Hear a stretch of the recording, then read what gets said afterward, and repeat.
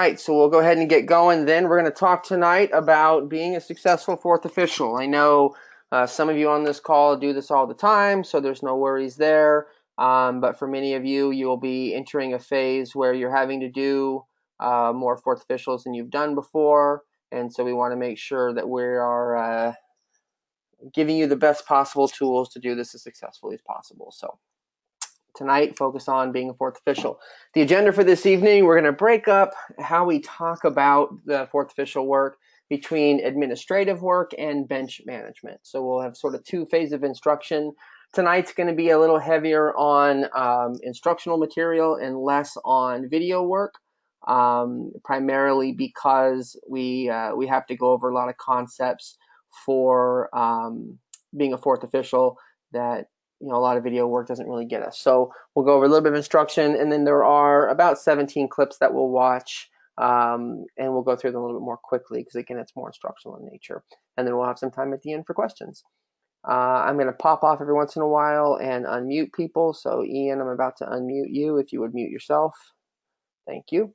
All right, so moving forward, our goal of being a successful fourth official is to do everything possible to allow the match officials on the field to focus on the 22 players on the field. So broadly speaking, that's your primary goal as a fourth official. That covers just about everything you do before the match, everything you do during the match, and everything you do after the match. You want the match officials, the referee and the two assistant referees, to be able to focus as much of their energy as humanly possible on the task at hand out on the field. For referees and assistant referees at the USL level, they have individual game plans going into games about how to manage certain players, what matchups are important. There's a lot to be going through their heads anytime or any given time during a game. And so as fourth officials, your job is to take care of everything else around the field so that they can focus on what's taking place on the field. So try to keep that in your mind as we're walking through your duties. We're going to talk first about the administrative work, and we're going to break that up into 4 sections. First, the advanced work. Secondly is what to do before the match itself, what you do during the match, and then, of course, what you do after the match. For those of you in the MPSL pool, these are practices that I want you to start using right away because it's what's expected of USL fourth officials, and we want you to get the training now so that if and when you move to the USL level, the things that you're expected to do don't come as a surprise, and you're already trained to do them. So for those of you working in PSL games, PDL games, or USL games, this is what we expect from fourth officials. First is the advanced work. You want to communicate with the referee on Monday, the week of your game. So most of your games are going to be on Saturdays. So give yourself 5-6 days out. Just touch base with the referee. Let them know you're going to start working on the various things that need to get done, specifically preparing fee and mileage payments. So in the MPSL, that is something that has to be done ahead of time, or the MPSL clubs actually don't have to pay you travel. And so what we want you to do as fourth officials is get all that stuff together and send it to the home club administration. You should not need to reach out to your colleagues to ask them how far they're driving to get to the game. All of their addresses are on Game Officials. You should be able to go and do that work for yourself. So as fourth official, get on Game Officials, look up the addresses of your colleagues, home addresses, and calculate how far they're going to drive to get to the game. Submit mileage on their behalf. Let the referee know that you're doing it. That's why we want you to reach out on Monday just to say, hey, game on Saturday. I'm going to go ahead and pull all the mileage and fees together and send them on to the club so the referee doesn't have to worry about it. I know Nick Marin sends a very thorough email every Monday now, and part of that stuff that he sends every week is, fourth official, please make sure to do XYZ. We want to be out in front of that so that they don't actually have to do that. I'm going to unmute a couple of people really quickly. Great. So take care of all that work ahead of time and establish all logistics. If there's some carpool opportunities based on where people live, try to organize those. If you're working at the USL level where they're traveling a referee in, just be prepared, fourth officials. They might expect you to help out with going to the airport to pick up the referee or going to the hotel to get in before the game, those kind of details. So if you find yourself on a USL match, reach out to the referee and make sure that their logistics are taken care of. How are they getting from the airport to the hotel? Normally that's going to be taken care of, Uber or something of that nature. But, try to offer up, can you go and pick them up from the hotel, take them to the field. So work on all those logistics, have the plan for the crew, how they're getting to the game, what time they need to be picked up, etc., all sorted out for them. Before the match, establish your pre-match timeline with the referee. So before the match means you've arrived in the locker room, or in USL games now, more than likely you'll be having a meal together or meeting off-site before the game. And so if you do that, work with the referee on what he wants his or her timeline to be at the game. So the questions you need to ask: how much warm-up time do you need? How long is your pregame? Once you know those two bits of information, you can set the schedule and then set reminders for yourself. So anytime you do a USL game, there's going to be a timing sheet that'll let you know what time the field opens for warm-up, and you need to work backward from there. If you're an NPSL game, what time do you want to warm up? How much time do you need? Set the rest of the schedule, because it's your job as the fourth official to make sure that you keep to that schedule. And so if they say I need 10 minutes for my pregame and I need 15 minutes on the field to warm up, maybe the field's a 2-minute walk away, factor all those things in, determine what time the pregame needs to start and what time you need to leave the field to warm up, and then set some reminders in your phone so that it beeps every 5 minutes, every 10 minutes, whatever it may be. Then check the balls.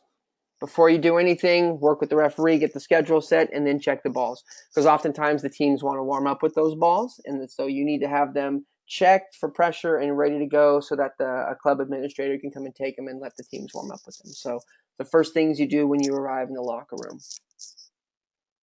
Next, go with the crew to check the field. And for fourth officials in particular, you want to own the technical areas. So you want to make sure that the benches are in the right place and that they're where you want them to be so that you have enough space to manage. As a fourth official dealing with coaches and technical staff, space is always to your benefit. So unless it states otherwise, which it does in the USL manual, start the benches 10 yards from midfield. It's a nice, easy thing to do. Put the edge of the bench right at the circle at midfield. It's a nice and easy thing to check, and it gives you 10 yards to either side of space. So if a coach comes at you at midfield, he's had to travel a pretty long distance to get there. Likewise, if you have to go talk to a coach, it's a pretty big deal that you're walking that far away. So give yourself plenty of space. And feel free to get in there as fourth officials, and referees support your fourth official in this, and make benches be moved if they're not the distance from midfield they need to be. So guys, move the bench back. Grab it yourself if you need to, whatever the mechanism is. Make sure the benches get moved to the distance that you want them.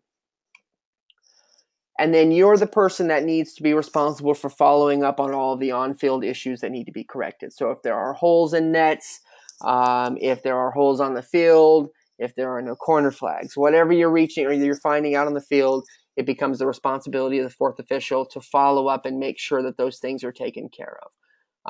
So you want to walk around with your crew, you want to take notes on things that they're finding, and make sure that you follow up with the maintenance staff or whoever the field monitor is to make sure those things are taken care of. It's oftentimes something you can do when you come back on the field to warm up. And then before the match starts, once you're in and everybody's changing their clothes, complete the paperwork. What can you do before the game even starts for the paperwork so that by the time you get after the game's over, you've already got a bulk of your paperwork done. It gets the timing a lot quicker after the game for the referee to sign paperwork and get out the door. So fill out everything in your paperwork you can do before the game starts.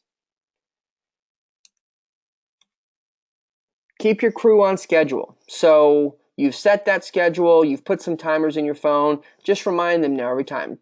Pre-game in 10 minutes, pre-game in 5 minutes. We leave for warm-up in 10 minutes. It helps the referee to not have to keep that stuff in his head. It helps the referee stay on schedule, and it's a nice supportive thing to do. Make sure that you're not taking over the locker room, though. It's a delicate balance, but help the referee, be there to do what they need and what they want. Don't force them into things. And so if you've decided that the pregame is going to be at a certain time and the referee's just not getting there, it's not your job to tell them, okay, you got to start your pregame now. You're just there to be a helpful reminder to keep people moving in the right direction and keep the crew going so that they don't have to think about it. And then lastly, participate in the pregame discussion with the crew. Are you clear, most importantly, on your expectations from the referee? if there's something specific the referee needs, if there are certain processes or mechanics the referee wants. Are you clear on what they want from you? If not, be sure to ask. Any questions? I'm going to stop there. Any questions administratively before the match? Any of the advanced work or what to do before the match?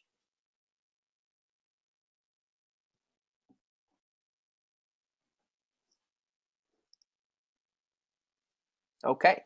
Then moving on. During the match, you've got two primary responsibilities. Obviously, bench management is a big one, and we're going to cover that separately. But before we get into what most of the bench management job is, there's a couple things you have to have before the game starts. The balls must be put away. If it's not a game ball, it cannot be out and visible. So put them in a bag, put them behind the bench. I don't care where they go. They cannot be loose. You do not start any game at the NPSL level or above, and development academies the same way. You do not start a game if the balls are out or if there's a ball loose anywhere.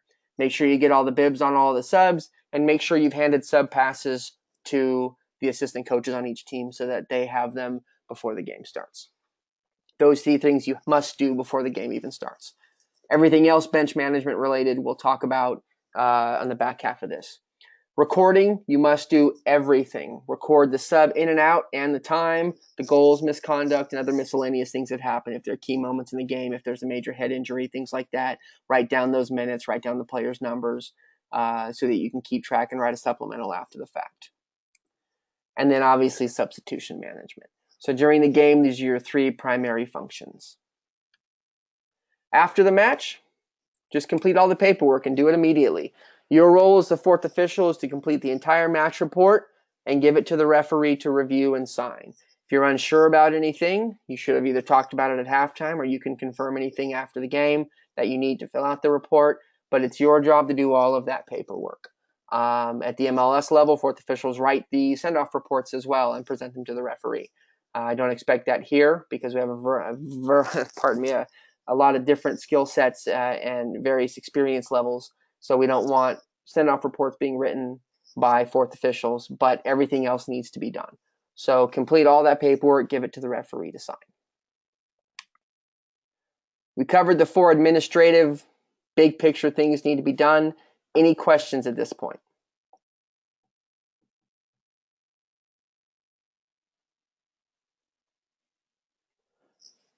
If you have questions, now's the time to ask them because these are baseline expectations moving forward. They need to be done every single game you're ever a fourth official on. So if you have a question, now's the time to ask. I have a quick question, Matt. Yeah. Checking teams in, do you want that? I mean, I know some of them have locker rooms. Would you prefer that done out on the field when they have all their stuff on, or would you prefer that like in the locker room and just kind of knock on the door and go in and give your speech, or what would you recommend? So absolutely, it's a good question. If you're in an environment where you're checking teams in, it needs to happen in the locker room. USL level, you don't have to do that. There's time on the schedule for the coaches to bring you a sample kit and the roster. And I think they're still doing the pregame meeting, so you'll go out and meet with the coaches briefly, but I don't know if there's a whole lot to get done there. But at the NPSL and PDL level, the expectation is that you check the teams in the locker room. They don't need to have all their equipment on. They don't need to have all that. All you need is to be able to confirm their jersey number with their player ID or whatever card that they're showing you for proof of who they are. So go in. It shouldn't take you 2 or 3 minutes. I would not recommend giving a speech. The speeches really aren't effective at all for the referee or the fourth official. So go in, check them in, get it done quick so you're not bugging them once they get out on the field. Any other questions?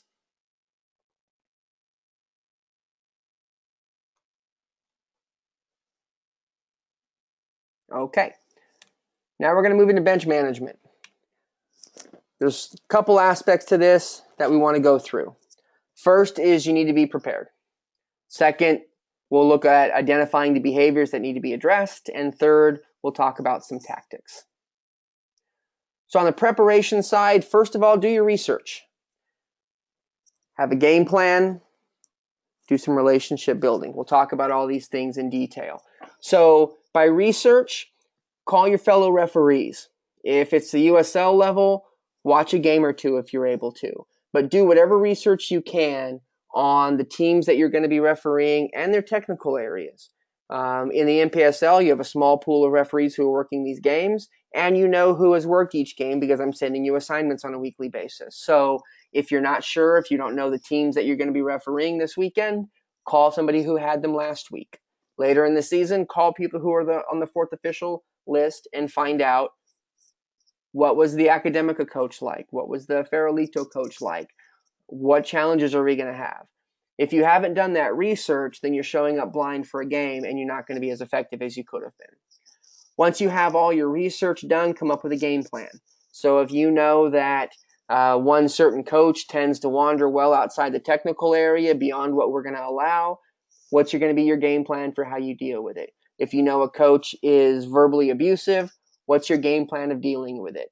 Before you ever show up, you need to have thought about how you're going to approach each of these individuals that you're having to manage so that when the time comes to do it, you're not making it up on the spot.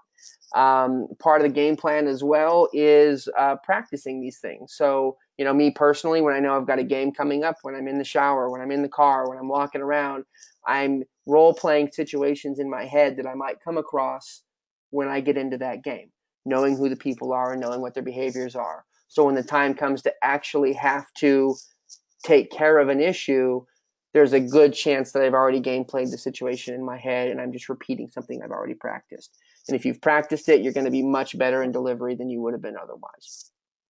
And then the last thing for preparation is relationship building. You may know walking out on the field that a coach is going to be one of the worst human beings you've ever had to deal with. It's still in your best interest to go and smile, shake his hand, and be friendly to him, because it's possible that you can diffuse a little bit of that or at least build a relationship that you can then leverage later on in the game to get the coach to do what you want. So spend the time before the game when you're checking them in, when everybody's warming up and you're out on the field. Take the moments you can to have a smile, have a laugh, have a handshake, have a quick chat with a coach.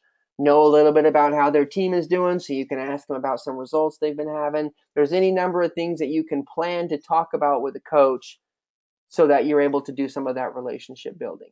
And if you walk out and start talking about the tough result they had last weekend and how'd the game go, it means you've done your research, the coach knows that you're prepared, and you're opening a door for a conversation with someone who later in the game might be a difficult person. So put some work in on relationship building with the coaching staffs on both teams so that you're able to call them by first name, for example, when it's time to have to deal with them on some issues.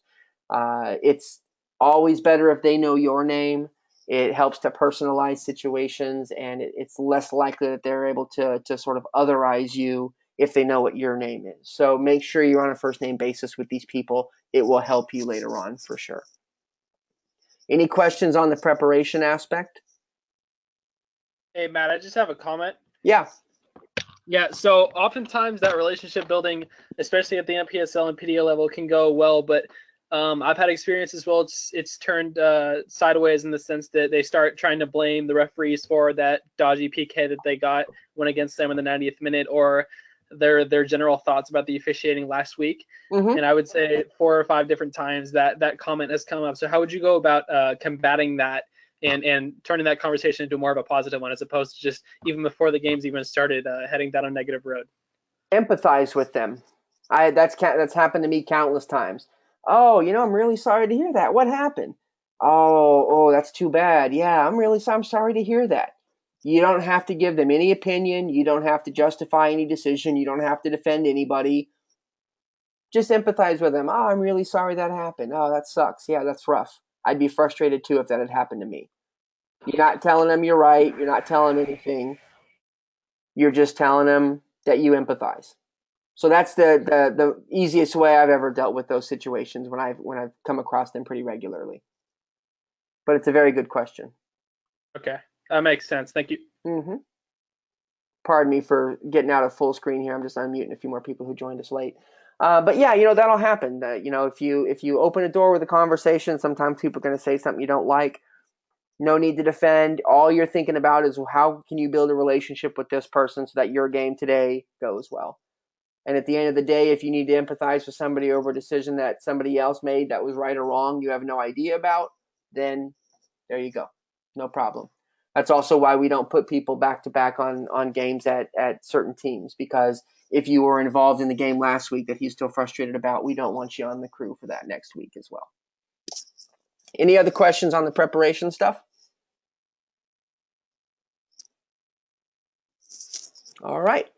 Then we're going to move into identifying behaviors. I want to go through this quickly so that we can watch some clips. But there's 4 basic areas. You've heard them before, where if somebody in the technical area exhibits these behaviors, you need to address it. The first one is public. If anything's public, it doesn't matter what they say, how they say it. If it's public and obvious, you got to deal with it. And we'll see a few clips where that happens in USL games, and they're perfect examples of a situation where the 4th official needs to address something. So if everybody is aware, regardless if they can hear them or not, if everybody's aware that somebody is doing something that's going to suffer the referee's credibility, then you need to address it. If it's personal, doesn't matter if it's public or not, but if it's very personal, then you need to address it. It's a behavior that can't happen again. And if it's provocative, you must address those behaviors. Doesn't mean you have to throw them out of the game, just means you must address the behaviors. And we'll talk about tactics next. But it's important that we identify these things, and it's important that we start addressing them every time they happen. If it's public, if it's personal, if it's provocative, and if it's persistent, we must address these behaviors. You heard Alan Black talk about it a month ago. You're going to hear me talk about it over and over again. We must, as 4th officials, address these situations. We'll talk about how in a little while, but you must deal with them. I added the 4th one in for persistence because oftentimes for 4th officials, if a coach has a quick, honest reaction to something and moves on, we're going to leave them alone. Sometimes ignoring coaches is the best thing to deal with it.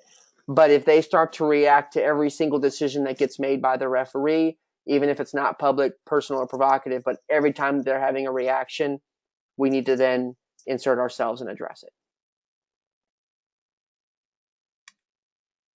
Anything, generally speaking, that serves to undermine the credibility of the match officials must be addressed. So anything that happens, doesn't matter what the coach does, if it's public, if it's personal, provocative, if it becomes persistent, anything that happens in the technical area that serves to undermine the credibility of the match officials, you as the 4th official must address it. Because if you don't address it, it will continue to happen. And at some point, you're going to have to address it more strongly and with disciplinary sanctions because you didn't deal with it early. So again, anything that serves to undermine the credibility of the match officials, you must deal with it. And again, we'll talk about tactics here in a second. Any questions on those things before we move forward? Again, we'll see some video examples. Okay. Then tactics. We're going to talk about a couple of different concepts. The first is the level of interaction that you have. And I want you to start thinking deliberately about how you go about interacting with people, because there's subtlety in human nature that a 4th official really must master to do well, because each of these is sort of a higher degree of sanction, whether the coach knows it or not. So there's different levels of interaction that we can have with people. Standing side by side to them is a lot less confrontational than standing face to face with them. So if you're able to go stand next to them, put an arm on their shoulder, an arm on their back, whatever it is, those are significantly lower levels of interaction versus standing face to face with somebody. And then, of course, if you're demonstrative, if you raise your voice, which I would never suggest you do, if you raise your voice, if you gesture at all, whatever it is demonstrative that happens, that's the next level of engagement. Most importantly, your response must equal the original action. So if you're at a low level of behavior that needs to be addressed, it's not a big deal, but it needs to be addressed, that's the time for the side-by-side behavior. If their actions are encouraging side-by-side behavior, and we'll see clips of what I mean by that when we start looking at them, but if their behavior, if the response that you're addressing is low level, if they've been cooperative in engaging you in discussion, then your response to the original action can be more subtle and side to side. If their action requires a much more significant interaction on your part, then it's face to face. If they're jumping around and waving their arms, don't go stand next to them, put your arm around them and hug them and make them feel better. It's time to more deliberately address that behavior. So the level of your interaction must equate to the level of their action that you're responding to. This is an easy thing to think about. We've all heard ask, tell, remove. Think about it in the framing of your interactions with them. If you're sitting side by side, you're listening, you're asking, you're talking. If you're face to face with them, you're now telling them something. You're giving them an instruction that they need to follow. And of course, if you're being demonstrative, you're starting to move into the remove phase with them. Anybody here not familiar with the ask, tell, remove? It's okay to say so. Chime in now so we can talk about that. Isn't it ask, tell, dismiss now? Thanks, Vince. I appreciate that.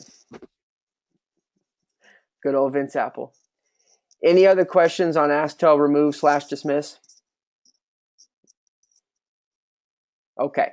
So think about, it's important to think about these things because you won't want to be perceived as being a little over harsh or overreactive, and you want to give yourself the opportunity with smarter coaches to increase the way you engage with them because they'll start to recognize the difference. So if you've been friendly with them, if you've built relationships with them before the game, if you've gone and stood next to them to hear them out on a couple of things, and then you escalate to standing in front of them and giving them an instruction, that's a noticeable change in your interaction with them, and they will perceive it. And sometimes that is enough to get them to change the way that they're behaving. So the levels of interaction that you're going with people are really important to think about in dealing with these things. The next thing I want you to think about are leverage points. What can you leverage in a game to influence the behavior of the coaches? Technical area is a good one. So if a coach is sitting half a yard outside the technical area, he's standing there, he's not saying a word, he's not being a problem, he's just standing a half a step outside the technical area, leave him there. Don't go bug him. Because at the end of the day, is that really a concern of ours? Now, if they're 10 yards outside the technical area but just standing there, is that a problem? Of course it is. But if they're just a step or so outside the technical area, don't go bug them because they're not being a problem. But what you're also doing is giving yourself a leverage point. Because if they start to be a problem, now you have a low-level disciplinary action that you can take against them that isn't actually the problem that you're trying to address. So if a coach is constantly a half step outside the technical area and you've been leaving him alone and now he's starting to bark at the referee, you can go over and say, Coach, I need you to be back in the technical area. And then each time he steps out of the technical area, Coach, I need you back inside the technical area. Those are methods of dealing with coaches subtly without standing in front of them going, Coach, if you yell at the referee again, we're going to throw you out of the game. So to give yourself a leverage point, be aware that when a coach is standing outside the technical area, maybe it's not something you need to go deal with. Perhaps it's something you can leave alone if it's a minor infraction so that at some point you can use it against him when you need it. Same thing for multiple coaches. Technically, we're only supposed to have one person up giving instruction at any given time. But if 2 people are standing up, 3 people, and it's not really causing a problem, don't worry about it. As long as the technical areas are behaving responsibly, don't pick fights that you don't need to pick. But when they start to misbehave a little bit, now you've got another thing you can talk to them about. Coach, I need your assistants to be seated. It's time to sit down. It's time to sit down. Now you have something that you can leverage over them because you've allowed it to that point.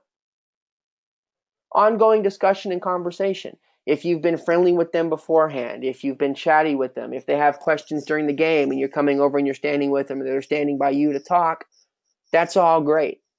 You can also cut that off.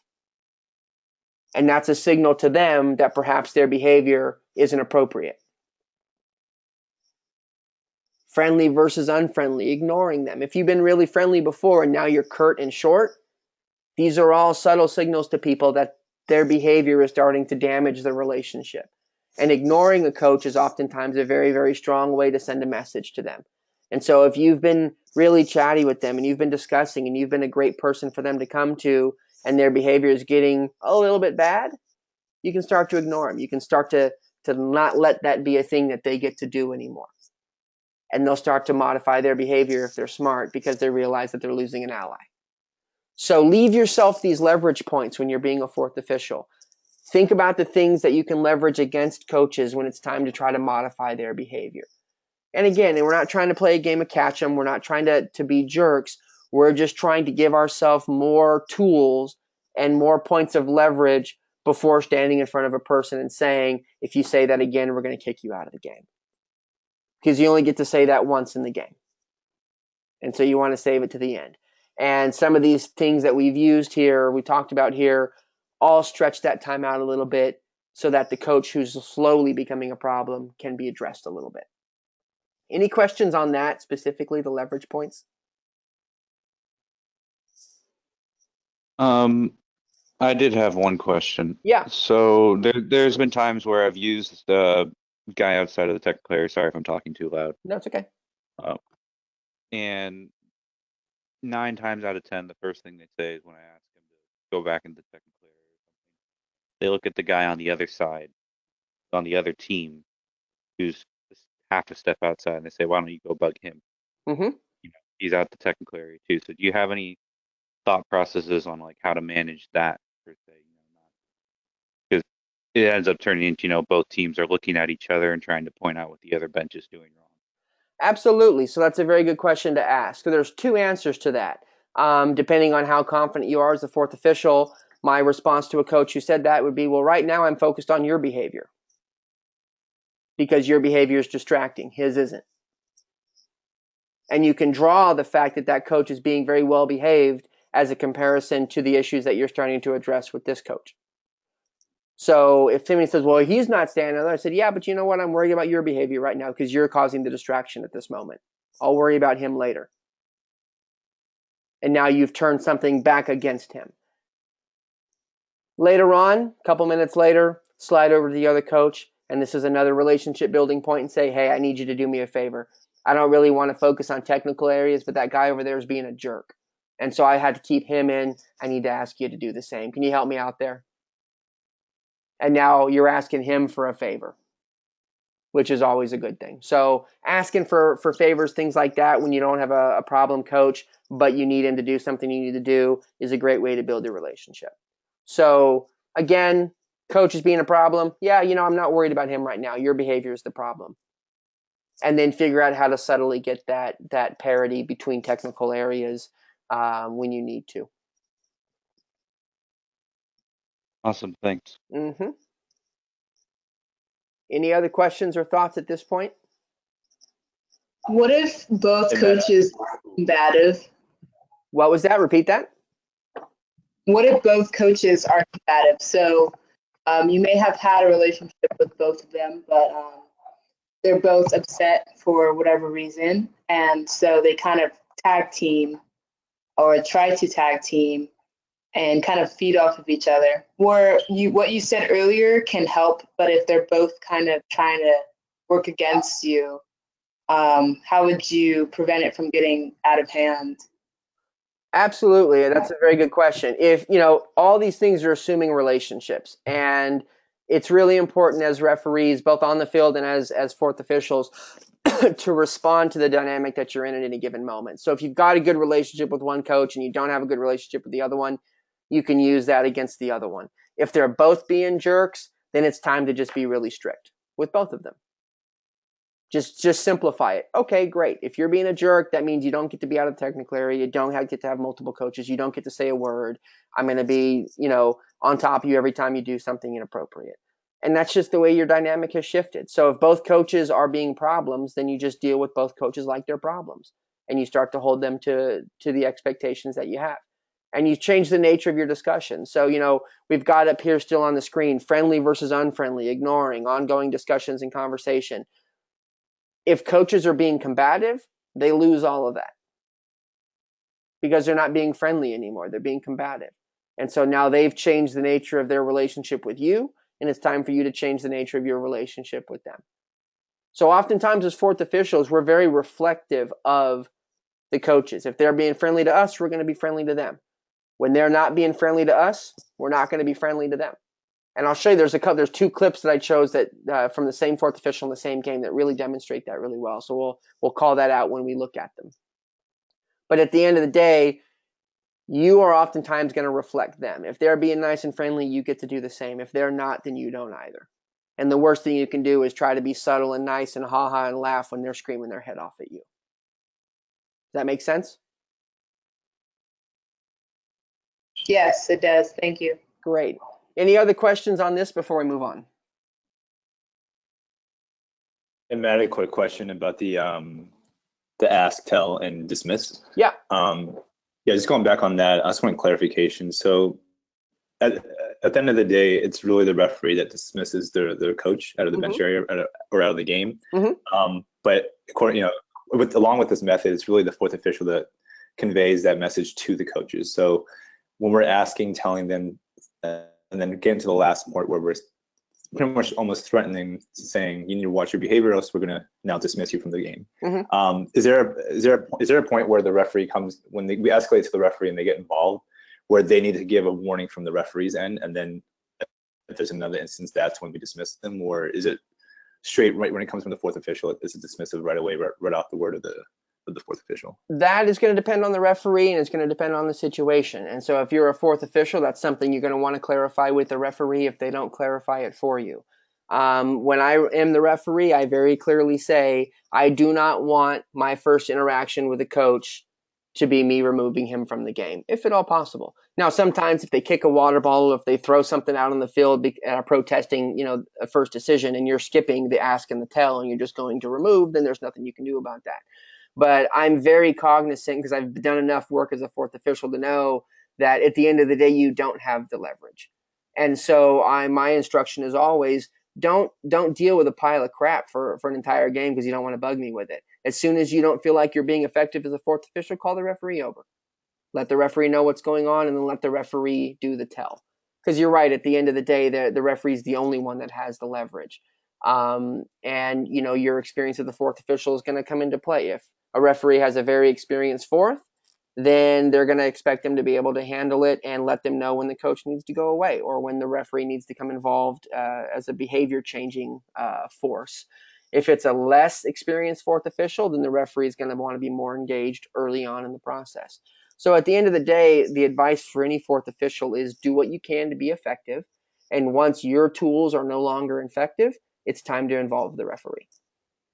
That could be at the ask stage, it could be at the tell stage, it could be at the remove phase. There are any number of places it can happen, and it's all just dependent on the experience of the fourth official. Gotcha. Thanks, Matt. All right. Last thing, some things to consider. Don't allow a coach to monopolize your time. Friendly relationships are great. Being a shoulder for them to cry on, ask questions about, all that is fine. But you do have a responsibility to be helping the referee on the field. And we don't want you spending your entire game talking to one coach or the other just because they don't like every single decision the referee is making. Oftentimes, fourth officials can get themselves in trouble because their goal is to be the person that the coach gets to talk to so they don't yell out in the field, which is great. But if they want to do that every time the referee blows his whistle about something, you have a different problem. So that's where the persistent part of those 4 Ps that I showed comes in. So don't let a coach monopolize your time. Don't spend an inordinate amount of time with one coach in particular. I think we've all probably caught ourselves in a situation, I know I have personally, where I'm having to pay attention to one coach way more than the other. Be sensitive to that. Be aware of that. And when you get a down moment, make sure you go over to the other bench and you chat with them for a second. Depending on the parties involved and how well they know you and how well they know each other, you might even be able to make a joke about it. But at the end of the day, be sensitive to a coach who's going to be upset if you spend all your time over talking to one guy, because the optics of it don't look great. And then when problems do arise, the most important thing is just to draw very clear lines of expectation. I'll give you specifics on what I want you to say or what we want you to do, but you must make your expectations very clear. Because at moments where it's going to matter, you want everybody to have a very clear sense of what's going to happen next if they don't change their behavior. So here's the process. First and foremost, be calm, be respectful, courteous, and firm. I say these words over and over and over again. You must be calm. It doesn't matter how much they're yelling and screaming. It doesn't matter any of that. You must be calm. You don't get to have an emotional reaction. It's your job not to. Explain the problem. It's really important that you explain to them what the problem is. And if they try to cut you off, if they try to deflect, which they will, bring it back to the problem. So you're going to say, Coach, your behavior right now is irresponsible. And they're going to say, but the referee. I understand that you're frustrated, Coach. But right now we need to talk about your behavior. I understand. Right now we must talk about your behavior. We can't talk about anything else until we address your behavior. So keep bringing it back to the problem until they're at a point where they can listen to you explain the problem. Then you need to outline the repercussions. If you continue to do this, then this is going to happen. It may be I'm going to call the referee over. It may be we're going to remove you from the match. Whatever the repercussion is for the action is warranted. Explain the problem, outline the repercussions, make it clear to them that it is their decision. I literally say those words. It's your decision what happens next. Make it clear you're shifting responsibility for this problem off of yourself and onto them. And then check for understanding and say thank you. So very clearly, Coach, your behavior right now is a problem, whatever that behavior is. You can't wave your arms in the air. You can't yell at the referee. You can't do the things you're doing. That behavior is a problem. If you continue to do it, you will be dismissed from this match. It is your decision what happens from here. Do you understand me?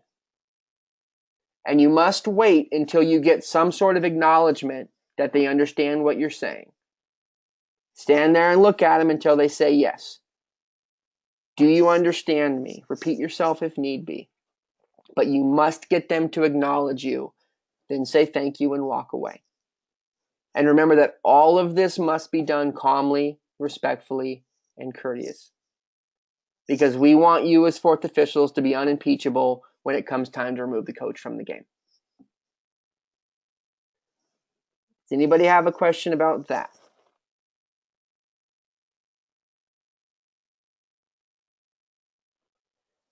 From this day forward, this is what we expect from every single fourth official out there. This is how you deal with it. So when I say you need to make up conversations or role play conversations in your head about what you're going to say, it's this process that I want you to be thinking about. Explain the problem, outline the repercussions, make it clear it's their decision what happens next, and check for understanding. All while being calm and respectful and courteous, but be firm. And you must get that acknowledgement out of that interaction. If you let them walk away halfway through, that's been an ineffective interaction. If they keep jumping over you and don't let you say what you need to say, then that's not been a successful interaction. You need to get these 4 steps done. Any questions on any of that?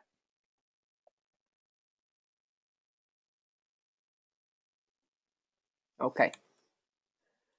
Don't add any more emotion to the situation. Your job is to be the very, very emotionally neutral person. You can be firm without raising your voice, yelling, any of those things that you may want to do if it were any other situation. You don't get to have an emotional reaction in these situations. It's literally your job not to. Any concern with that? Okay. Whoops. I don't know why that's in there twice. My apologies, everybody. You got to practice these things. You must practice. You can't expect to walk out and say something to a coach for the first time off the top of your head without having practiced it. Now, do I need you to get your mom or your cousin or your brother or your spouse in the room and have them scream at you so you can? No, you don't need to do that.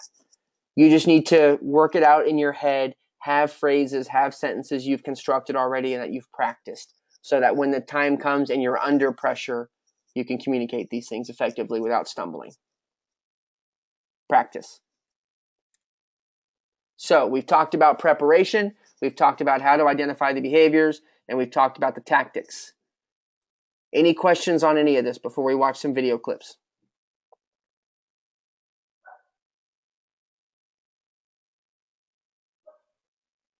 Okay. Then we're going to look at some USL and NWSL examples. I'm going to switch out a full screen here. and get over to the video section. So at this point, we're going to just watch a few and talk about the behaviors. It's going to be a little bit less situational breakdown like we've done before, though there will be a couple of those. And instead, we're just going to watch some videos so we can help identify the behaviors and then watch some examples of some tactics that have been used to do it. So I would encourage you to switch over if you're on a computer to play these videos on your own so that you can see the behaviors if you need be. So the first video one.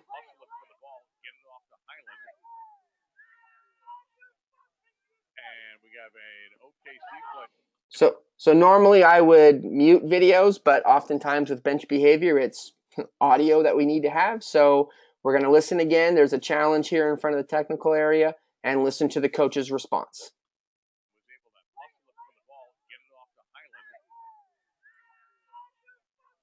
And we have an OKC player that is Guzman, no, Angulo, who was knocked down while trying to advance the ball. And you may have heard some protestations from Jimmy Nielsen. Yeah, there was So these are behaviors we must stop and deal with. The advice to the referee here was you need to come over and address this coach. Because yelling a 4-letter explicative at the top of your lungs and then getting up and doing what he's doing here is not acceptable. Must be dealt with. Can everybody hear my audio, or do you need to play it for yourselves? We can't hear.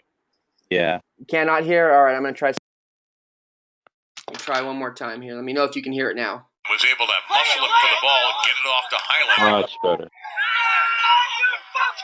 And we have an OKC player that is Guzman, no, Angulo, who was knocked down while trying to advance the ball. And you may have heard some protestations from. So, obviously, big, loud, provocative language, very personable, something that has to be dealt with. Fourth official here takes a very passive response, puts his hand out a couple of times, completely ineffective, right? So, fourth official, this is a difficult space to be in because there's not a lot of space, but you need to go and create some sort of physical barrier so the coach can't step to the technical area, and you need to address the behavior with them. Referees, if something comes up this loud, you just got to stop the game and go over and deal with it. That behavior can't happen. And here we just pretty much ignore it on this clip. Next behavior. Don't see those very often. Moving forward. Here's Olsen now. Olsen. Backpedaling to the Republic. Olsen going to give it a go and into the Tower Bridge Battalion. So we're going to watch one more time. Watch Mr. Buckle here on the Sacramento touchline, bottom left of your screen. Those very often. Moving forward. Here's Olsen now. Olsen. Backpedaling to the Republic. Olsen going to give it a go and into the Tower Bridge Battalion. So player goes down. Hard to know what happened. He's immediately out on the touchline with his arms waving in the air. And then as soon as the ball goes out of play, he makes that throwing motion with his arm towards the referee and starts storming over to the fourth official. Fourth official, as soon as you see a coach storm out to the touchline to protest a call, you need to be out there. That the fourth official didn't make it into the screen is not acceptable. As soon as you see a coach out on the touchline that close to the field with their arms raised out in the air, obviously protesting, that's something that everybody can see. It needs to be addressed. That's a behavior that can't be allowed.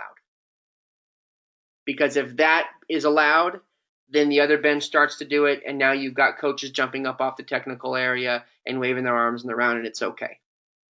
And it's hard to get that one back in if you've allowed it for 20 or 30 or 40 minutes. So that's a behavior that needs to be addressed.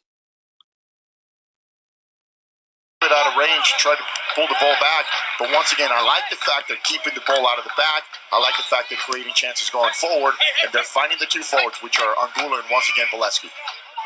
Angulo and Duckett again jousting for the ball, and it's Duckett who comes away successfully. Enzo Martinez responsible for both Independence goals in the first 45 minutes and drawing the foul on that occasion, and Preki is hot here on the sideline. And I think he's got a reason for it. He's saying, hey, you. Enzo Martinez responsible for both Independence goals in the first 45 minutes and drawing the foul on that occasion, and Preki is. That's unacceptable behavior. For reference, in MLS, this coach would be removed from the match because he stepped onto the field. And if a coach is observed in MLS stepping onto the field, they are removed from the match and they are suspended. So just for some perspective here, he's standing now on the field. And he's waved and thrown his arms at the referee, and the fourth official is not responding.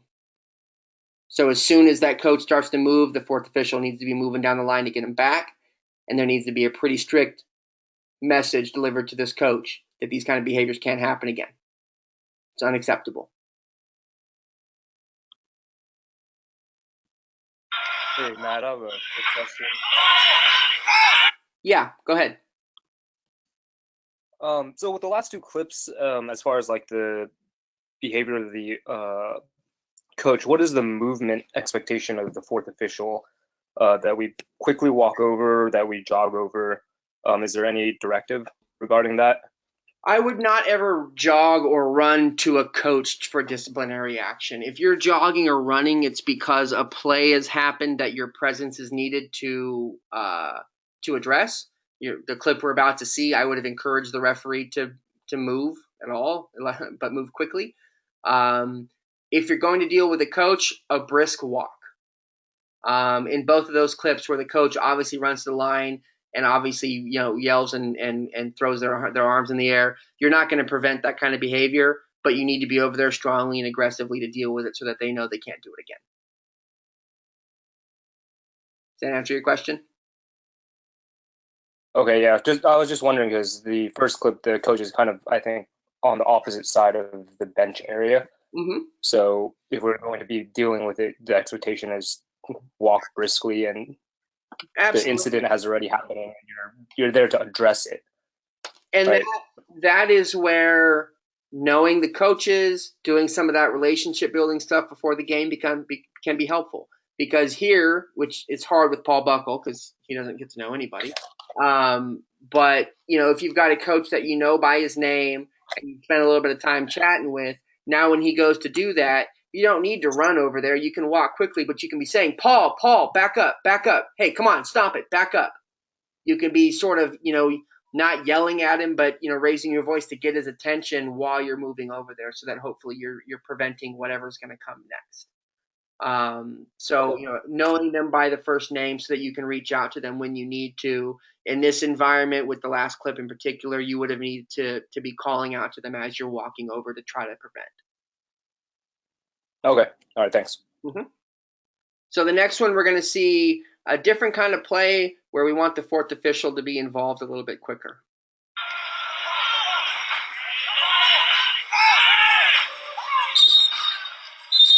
It'll be a free kick on the near side, unless they go with the throw. At any rate, New York Cosmos Soccer is brought to you. So nothing comes of this, and I know this is a weird clip to be looking at, but anytime somebody gets launched into the technical area, that's a potential problem. Now, it just so happens that there weren't any players in the technical area when this happened. They were all off warming up, so there was nobody there. But hip checking somebody into the benches is a pretty inflammatory thing, and this is a hot spot. And it was a hot spot enough for the referee to blow the whistle and make sure everything was okay, and for the other coach to say, hold on, stop for a second, check on him. And the fourth official never moved towards this. So at that moment, when you see potential contact, you need to start moving towards that, because there's a high likelihood that number 17, when he gets up, is going to come storming back at number 28. And you want to beat him there. So, Brian, this would be the time that I'd want you moving with some pace, probably a jog, if not a brisk, short little sprint, to get in there and make sure nothing bad happens in this scenario. So at this moment in time, as soon as you see that this is something that possibly can blow up, time to get over there and get over there quickly. Because in a normal environment, that guy's going to get up and he's going to come and push and shove. And you have plenty of time to get over there. Happy again on the sideline. He's very, very animated on the sideline there. He wants a straight red card. He's calling for it. The last man in the tackle. He wanted that straight red card there for Paul Klaus. Now they're incensed in their technical area here. Tell me this game doesn't matter. And continuing to appeal to the nearest red card. So let's watch this one again. Whoops, Jordy sorry. Howard for the Not happy. In this situation, we've got multiple coaches, multiple strong, aggressive words and actions and gestures towards both the fourth official, the referee, and the assistant referee. And the sideline, he's very, very animated on the sideline there. He wants a straight red card. He's calling for it. The last man So there we have a coach kicked something. in the tackle. He wanted that Strong gestures out onto the field. straight red card there for Paul Klaus. Assistant coach gesturing, waving his arms. Now they're incensed. Referee or fourth official here needs to make a stronger effort to get both these people back into the technical area. Create a physical barrier, walk over, move him back. Can't let a coach come out onto the field and do that. You can't let these people continue to do this. A much stronger reaction needed here from the fourth official. In their technical area here. You tell me. And now when they start to move towards the assistant referee, you need to go and block their path. This game doesn't matter. As soon as that happens, you need to be going over and blocking their path. You cannot let them continue to abuse the officials. And this all went on for far, far too long. And continue. Questions about that?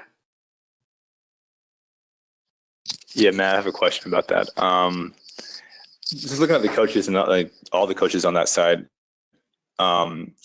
just kind of go into that mentally. I just feel like, having that kind of authoritative barrier kind of enforced on them really will escalate things very quickly, because these coaches are so hot-headed at the demanding the red card. And I can see it easily going to a point where if there's any kind of pushback from the coaches that are there, the center referee is going to be needed to get involved, and it could easily get to a point where some coaches might be dismissed. I mean, what do you think is the best way to deal with that specific situation where the coaches are so hot-headed, and that an authoritative approach could escalate things pretty quickly? So two things. One of these coaches must be dismissed with this behavior. So we're already like the behavior that we see here is beyond the pale. One of the two of them needs to go.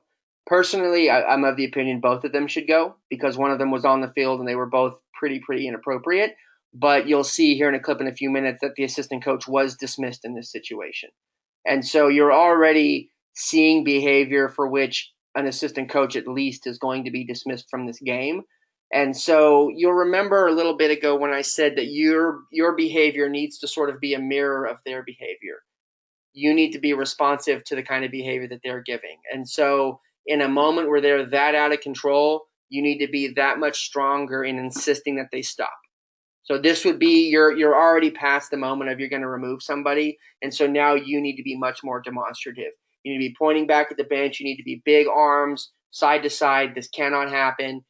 You as a fourth official must be much more demonstrative. Looking out at the field while you're back to them, trying to get them easy. It's not acceptable at that level. That's the moment to turn around and say, sit down. Knock it off, sit down. Or one of the two of you is going to get tossed. Sit down now. There's no more friends at that moment. So we've already gone past the point of trying to coax your way back in. We're getting rid of people now. The question is how many? Is that fair? Gotcha. Yeah, gotcha. That's a great answer. Thank you. Okay. Other questions about this one? All right, so we're going to talk about some tactics now. Seeing how some different fourth officials have addressed some behavior. We're going to start with that side-by-side interaction that we talked about. Coach, we're not sure what he's upset about. It's early in the game, but upset about something. Jordy Howard for the Spirit.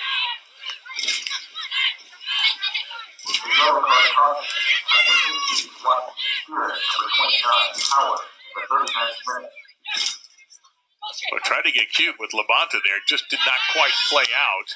And look at Becky Sauerbrunn come up all the way to. So this right here is really excellent interaction. And again, you're mirroring what the coach is giving you. So this coach is obviously somebody who's willing or he's at the stage where he's still willing to talk. He's not upset. He's not yelling out on the field. But the fourth official has given him a place to engage now. because if he didn't go over there and talk to them, whatever he felt the need to say, he'd probably be saying out onto the field at this point. So by going over, standing next to him, you're hearing him, you're explaining whatever it is. It's good, positive interaction. And you're able to do that because the coach is also giving you that same consideration. And at the very end, you see the coach gives him a little thumbs up to say thanks and to reinforce not quite that. play out. And look at Becky Sauerbrunn come up all the way. Give him a little thumbs up there at the end. So that's a really excellent interaction if the coach is willing. If the players involved are willing to have that kind of interaction, then that's really an excellent interaction to have. It's side by side. It's not confrontational. You're disarming the coach right now, and you're keeping it from escalating into something further. Same goes for the next one. This coach is notoriously difficult. I know we've probably looked at this clip before, but this coach is notoriously difficult, and he's very upset, and it's early in the game, but the referee is there and giving him somebody to be frustrated to instead of out onto the field. This season, just her third appearance after she was sidelined with that back injury for so much of this calendar year, both for the United States and for the Portland Thorns, finally making her start, trying to make her presence and her impact felt, and appearance. So that body language, what does that tell you as a fourth official? He's listening. He's not confrontational. He's thoughtful. A little professorial, maybe. We laugh at Farhad for this. But it's body language that suggests that there's not a confrontation here. And this is a difficult coach. He's one of the more difficult coaches in the NWSL. And Farhad just listens and lets him talk. And he's there next to him. So as a fourth official, one of the best things that you can offer is proximity sometimes. If someone starts to get upset, go stand next to them. See if they take the invitation to talk and to do it calmly. Knowing this coach, if Farhad wasn't there standing next to him, he'd be on the other end of the technical area yelling and screaming out on the field at the referee. So that's where the preparation helps and knowing that the presence was needed at this moment. After she was sidelined with that back injury for so and you can see the coach finally take a deep breath. much of this calendar year, both for the United States and for the... And he calms down a little bit. Farhad never says a word. So this is really excellent work here from the fourth official. Next, you'll see a slightly stronger tactic, but still calm, composed, and working with a coach. Spees will play it off the side. Spees takes a hard tumble. Ben has missed a good chunk of time this season. So you can hear the coach says over and over again, that's a push. Referee, you know that's a push. That's a push. He's persistent now. He's not rude. He's not too bad, but he's persistent. So now we need to deal with it. And now Tim Hankinson getting in the ear of Alejandro Mariscal, our match referee. He has now had a pair of conversations stopping the match tonight. Well, while it's a fun match to watch with this physicality, it's a difficult thing for a coach. So you see the body language here. He's not standing next to him. Because now this is a little bit stronger escalation. It's not going to threaten him, but it's definitely a stronger. He's telling him. And you'll hear him say, I can't have you doing this. Conversations stopping the match tonight. Well, while it's a... I can't have you pointing. I can't have you these things. He's just telling him what the problem is. But he's doing it from standing in front of him, and he's drawing a clear line for him there. So we're beyond the point of standing next to him and saying, hey, what's the matter? What are you doing? What's the problem? We know what the problem is. Now we're addressing it. Strongly and firmly, but very calm. There's no gesturing. There's no big demonstrative anything. It's just a discussion. But the fact that it's face-to-face gives it a little bit stronger air of discipline. Questions on that? So the next two are the best examples I've seen of a fourth official mirroring a coach effectively. Why he moved Flores to the right side to see if they can attack through the flanks and find Arango, who's playing centrally. He's good at quick finishes like flicks and headers. So, great smile. There were a few opportunities for. Why he moved Flores to the right side to see if they can attack through the flanks. This is perfect. 76th minute, having a chat, having a laugh. Coach is saying what he needs to say, and the fourth official is diffusing. Narango, who's essentially, he's good at quick finishes like flick. Acknowledges, nods the head, lots of smiles. All very, very good. You can use that because the coach is obviously not at a point where you need to be aggressive with him. So we can be friendly. The next clip, not so much. There were a few opportunities for the Cosmos after they fell behind 2-0. So this is earlier in the game. Cosmos are down 2-0, so no coincidence. There were a few opportunities for the Cosmos. So look at the body language of the coach. He's yelling, he's gesturing, he's pointing strongly. Everything's very aggressive about him right now. And instead of smiling and, oh, it's okay and everything's going to be all right, look at the body language of the fourth official. After they fell behind 2-0. Serious, he's braced, shoulders are back. It's almost a confrontational stance. So it's an important difference between what we saw a minute ago and this one, in that you're reflecting what the coach is giving you. The coach is giving it to you, you need to give it back a little bit. You don't get to give it back in the same way, but you need to change the way that you're approaching a coach based on how they're approaching you. So the same goes for referees. If you're out in the field and you're making decisions people don't like and they're really yelling at you, you can't be smiling and laughing and trying to diffuse them. You need to go back with the same kind of body language and posture at which they're coming at you.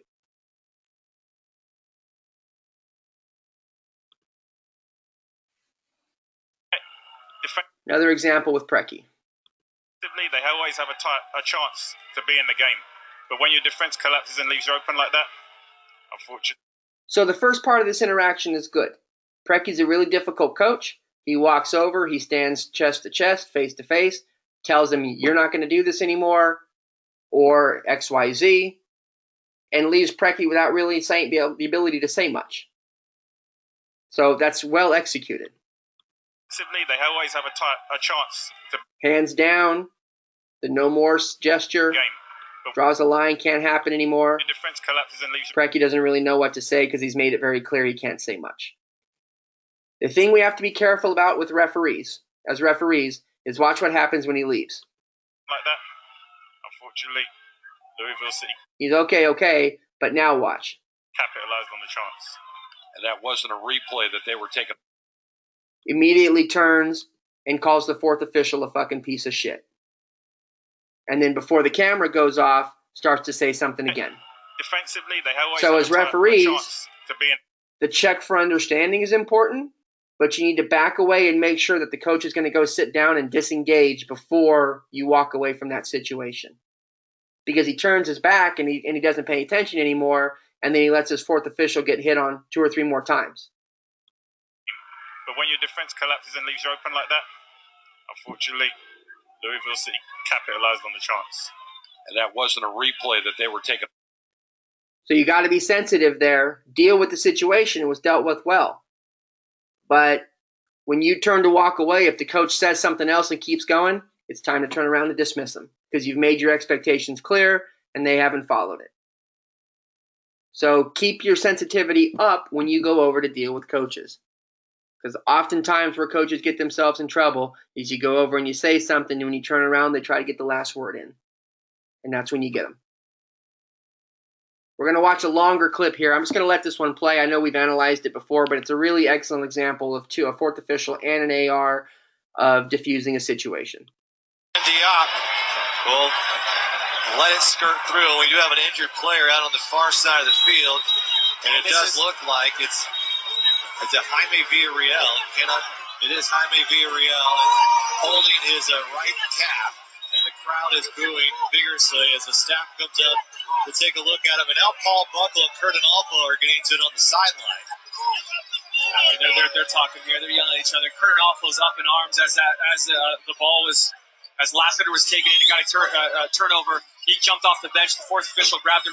So there's a couple things going on here. We've got a Sac Republic player in the Galaxy bench area with a sub who's a notoriously difficult person, with a coach who's notoriously difficult. So there are a couple of flare points here to be concerned about. Down early. And Chris Christian now on the sideline. His tempers are beginning to flare here in Sacramento. The Republic down by a goal have simply had enough of maybe some of the diving and the whistles that have been blown, but 2 yellow cards against the LA Galaxy, too, has put them in favor in terms of that. So very, very quickly, these two referees, who are both Commonwealth guys, so congrats to both of them, diffused this situation with a couple of techniques that I want to actually break down for you so you see what they did. So at this moment here, the referees are outside of this picture. You've got a SAC player, a Galaxy player, and a coach all getting into it with each other, and an assistant coach over here. So watch how they both move to get in between this situation. He jumped off the bench. The fourth official grabbed him, brought him down early. And Chris Christian now on the sideline. His tempers are beginning to flare here in Sacramento. The Republic down by a goal. So, first thing, Eric Earhart steps into the coach. Official grabbed him, brought him down early.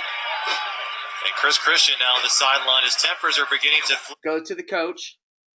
Tries to get him separated. Here in Sacramento. Tehran comes over, grabs one of the players, moves him away. Public down by a goal. Have simply.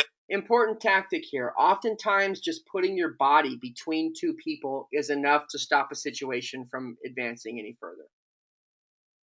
Particularly at the professional level, they're not going to go through you. So if you can put yourself between them, you're going to do a lot. So Tehran puts his body between the potential problems and moves them away from each other. Eric, as you'll see over here, has engaged the coach away from the situation, so he's brought another flashpoint away from the situation by just engaging him in conversation. He's being very calm. You'll see both of them smiling.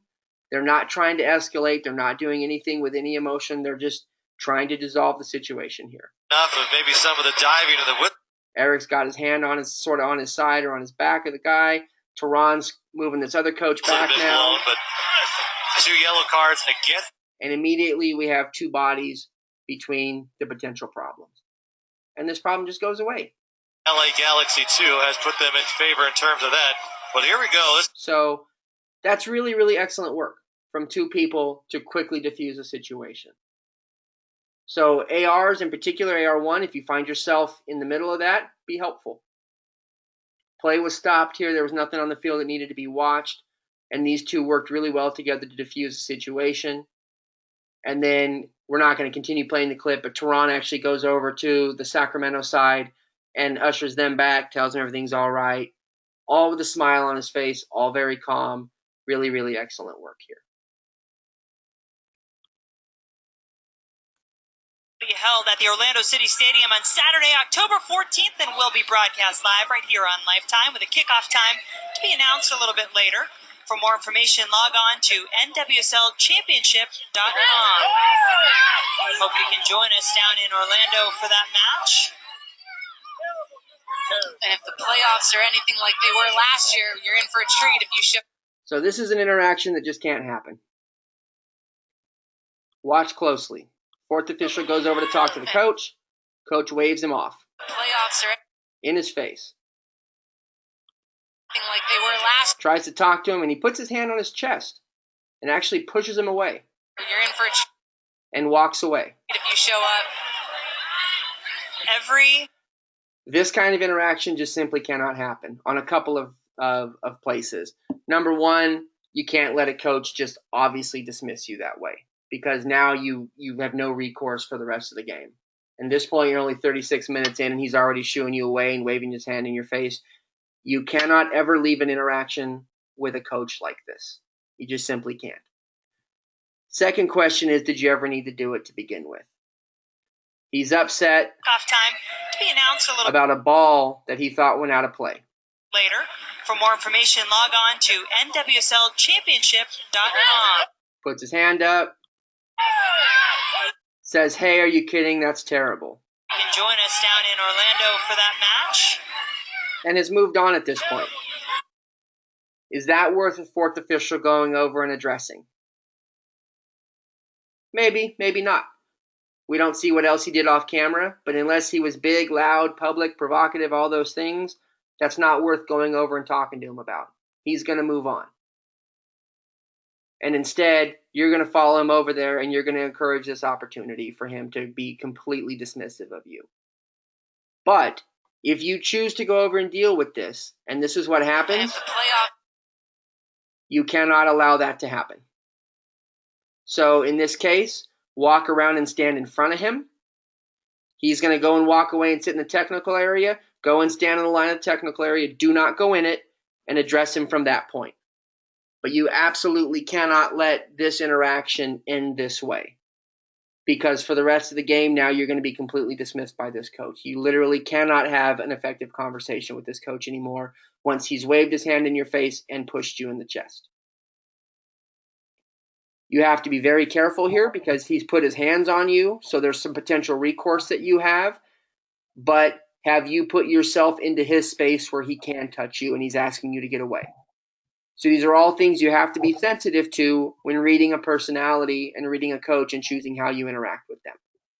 But at the end of the day, if a coach is this dismissive of you, you must have another interaction with him where you explain what his behavior is and that you confirm it cannot happen again or he'll be dismissed.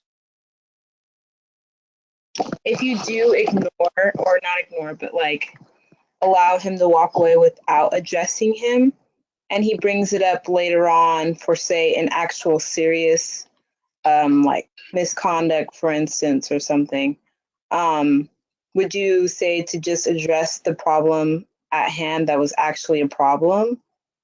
Because some things are the problem. What do you mean? The ball going out of play and him fussing about it, or the interaction? Well, if, say, this referee, who's a fourth official, did not approach the coach, and another, maybe like 10 minutes later, the actual foul that he is upset about again happens, and then you go to actually talk to him because it's something worth your time, I suppose you could say. And he brings up like, oh, this happened, and you didn't even catch that, and now this and this and that. So like basically they're addressing multiple instances where only one of them is actually something of concern. So if this referee didn't address this but he addresses the other issues, I suppose, like how would you deal with the stack of problems that the coach might try to bring against you as leverage for them to argue with you? All of those things are deflections. Because you're not there to discuss the accuracy of the decisions of the referee. You're there to discuss his behavior and only his behavior. You're not there as a fourth official to answer for every single decision the referee makes. You're there to address behavioral issues. And so if you choose to go to the coach, it's not because you want to chat with him about whether or not the ball was out of play or whether or not that was a foul or whether or not that one wasn't a yellow card. That's not what you're there to talk about. You're there to talk about his behavior. And when he says, but that yellow card, your response is, Coach, I'm not here to talk to you about the decisions on the field. I'm here to address your behavior and your behavior only. Oh, but blah, blah, blah, blah. Coach, we are not discussing anything but your behavior. We're not able to discuss anything but your behavior because your behavior is a distraction. We will not continue anything until we have addressed your behavior. And if he continues to escalate, then you bring the referee over. And if he continues to escalate, then you send him out of the game. But all the attempts to discuss that throw-in or that foul or this, that's all deflecting away from what you're there to talk about, which is their behavior. As referees, all you're doing is modifying behavior to the outcome that you're supposed to get. So don't let them deflect. I understand you're frustrated. That's not what we're talking about right now. That's what I'm talking about. We're not talking about that right now. We're talking about your behavior. And if you continue to escalate, I'll bring the referee over and we'll talk about your behavior. The thing that you have to remember is that as referees, you are the final authority. And so they can deflect as much as they want, and you're going to bring it back to the thing that you need to address. And you have to have that confidence when you do it. Does that make sense? Yes. I have another question just to tag off of that. If you, in an instance that they are like conversational and they just like end up talking about a play, you kind of divert it, or like sometimes they want you to respond, and like I guess would you focus on like, I understand, because there's an extent that coaches are like, oh, you're not really listening because like they've heard it before. So like, what are some other? My response to that, if I can narrate so we can move on, my response to that is you need to mirror them. So if they're being conversational and their behavior is not a problem, then you can hear them out on decisions that are taking place on the field.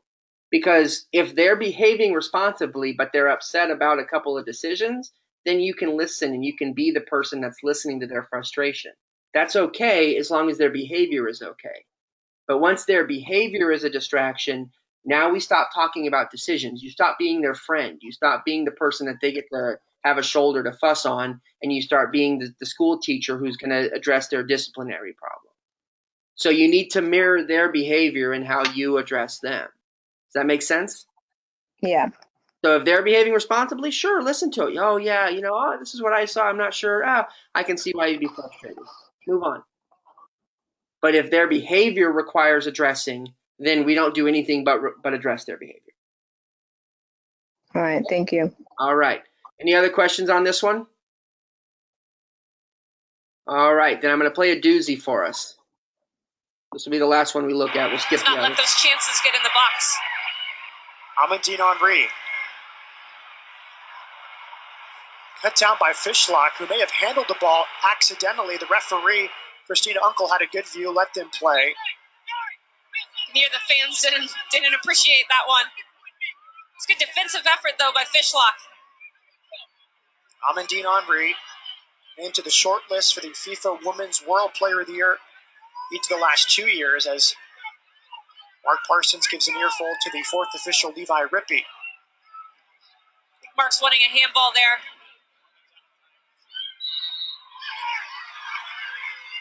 Now you see Harvey coming off her line and shouting. Both teams upset. Hard tackle from Amandine Henry.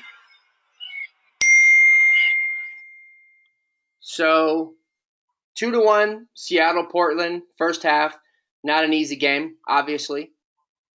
So we have a little bit of interaction here with the coach. You can hear him. Short list for the FIFA. And you can tell by his posture and by Levi's posture that they're not friendly at this moment, which would be expected. Women's World. Strong posture. He went over, he said his piece, and he walked away, which in itself is a pretty aggressive tactic to use, to just completely walk away from someone who's not done talking. Means you're done with them, and he probably told him as much, which is why he gave him that great look. As Mark Parsons gives an earful to the fourth official, Levi Rippey. That look right there would suggest that they didn't leave on nice terms. But my guess is he was being much more demonstrative than he's being right now, so Levi probably had effective talk with him there. I think Mark's wanting a handball there.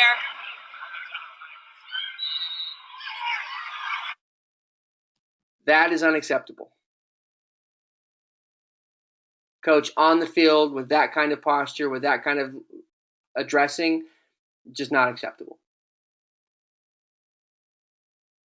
Me personally, I think this coach is removed from the game.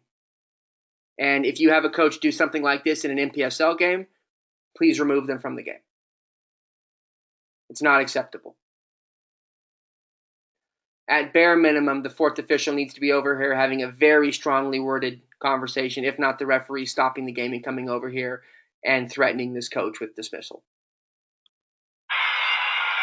That's just not acceptable. Now, we can talk about how this all could have been avoided, but we're not going to talk about that right now. So both of these actions, you saw the fourth official with a very strong action towards one coach, needs to have happened on the other coach as well. So, again, I want to reiterate, because we have some NPSL referees on this call. If you see that in an NPSL game, if they're on the field and they're doing that, remove them from the game immediately and without question. Okay? Questions on that? All right, we're going to go briefly because I remembered I want to show you some technique stuff. Convenient how that seems to take place. We're going to look at a couple of coaches being dismissed and literally how they did it. This will only take a couple of seconds and then we'll be off. They decided to remove this coach, and there's just a couple of technique things that I want you to look at so that you don't do them yourself. I go to my book in that situation, but I could understand him possibly calling a foul. Right now,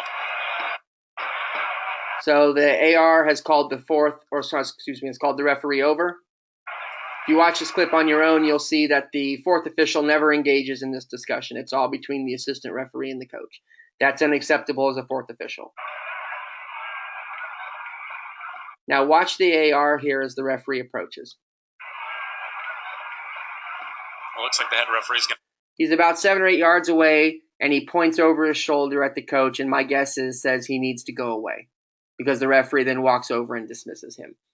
As assistant referees or fourth officials, don't ever do this because what you've just done is you've tied the referee's hands. Now, it's quite possible that this guy needed to leave. I don't know. I don't know what was said. I don't know what's been said. But never, ever, ever as a fourth official or an assistant referee, tie your hands of the referee to this point. By pointing at him and saying that guy's got to go, the referee really has no choice now. And if the referee comes over and finds out that it really wasn't that big a deal or it's something that could be managed, he now is not able to do that because you just pointed and said he's got to go. So call them over, stand next to them, get in their ear, talk to them, but don't ever point and gesture. And fourth officials, if a coach is getting tossed, you need to have been over there talking with him and trying to address the situation before it ever got to that point. Being stuck to your spot at midfield the entire time that discussion took place to the point that a coach is getting tossed is not acceptable. A couple of things with technique, and you can watch this on your own. I would not recommend this be your technique. Area guy, by the way, played it.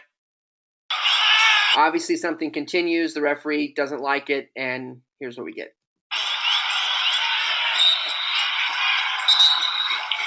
And David Gantar's thrown somebody out.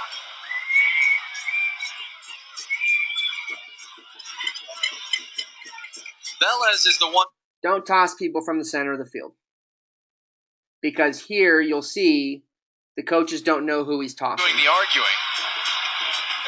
He's yelling from 15, 20 yards away, no, that guy, no, that guy. Well, you're hoping it's not him. They don't know who's getting tossed. There was a warning. If you're going to toss somebody, walk over to the touchline. Don't go into the technical area. Don't leave the field. Go to a yard or two from the touchline. Point at the person. Say you're dismissed. Point to the locker room. And turn around and walk away. Don't do it from the center of the field. And to bring us full circle, remember these coaches and this interaction.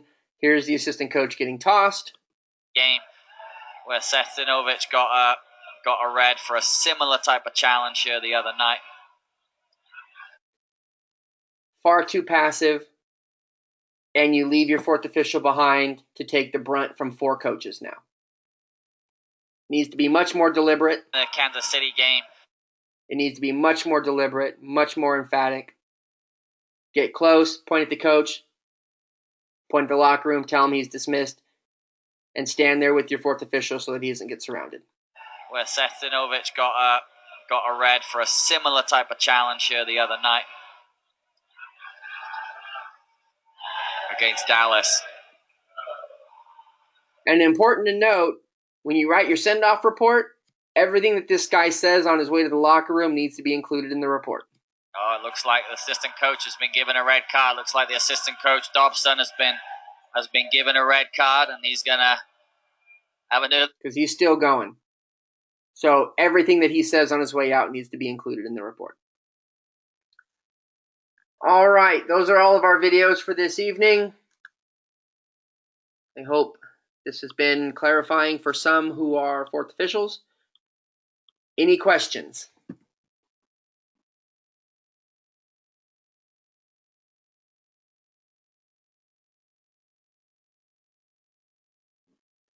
All right, then, yeah, Alexis. Okay. For those of you who are doing MPSL games, PDL games, this is something that we have to start implementing. Those games can be difficult. Those games can get out of control. This is what we expect behavior-wise from our benches, and this is what we expect our fourth officials to do when encountering behavior like this. So let's put it into practice. We don't expect it to be perfect. We know that it's a learning process and it takes time, but we need to see you working to address these behaviors in some way just simply ignoring it is not acceptable. All right. Any further questions before we're out of here? Are these slides available after the webinar? The slides are not, but I post a video, and if you want specific takeaways, I can send these out via notes if you would like. Okay, thank you. Mm-hmm. Just shoot me an email if you want notes from these slides. Okay. All right. Without further questions, thank you, everybody. Have a good night. And I'll send out information on our next webinar. We're going to start taking a look at USL clips now that we're playing. So have a good night, everybody. Thank you. Thanks. Good night. Thanks, Matt. Thanks, Matt. Thanks, man. Thank you.